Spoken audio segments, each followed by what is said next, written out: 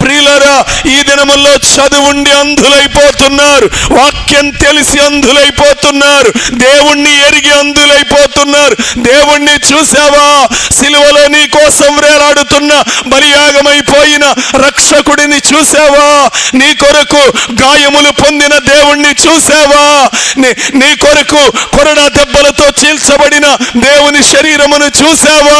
నీ కొరకు ప్రక్కలో బళ్ళెముతో పొడవబడిన యేసయ్యను చూసావా?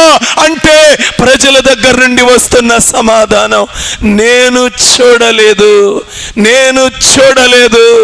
ప్రియులరా, ఎందుకని చూడలేకపోతున్నాము అంటే, ప్రియులరా, మనం అంధులముగా మారిపోయినాం. ప్రియులరా, అందుకే దావీదు మహారాజు, అయ్యా దేవా 119:18 అంటాడు, నీ ధర్మశాస్త్రములోని ఆశ్చర్యమైన సంగతులు చూచినట్లుగా నా కన్నులను తెరువుము అని ప్రార్థన చేస్తాడు. ప్రియులారా, ఈ ఉదయకాలం ఎఫ్ఫతా అని దేవుడు ఏ విషయంలో మనలను తెరిపించాలి అనుకుంటున్నాడో ఆ విషయములలో మనం ఖచ్చితముగా దేవుని కృపను పొందుకోవాలి.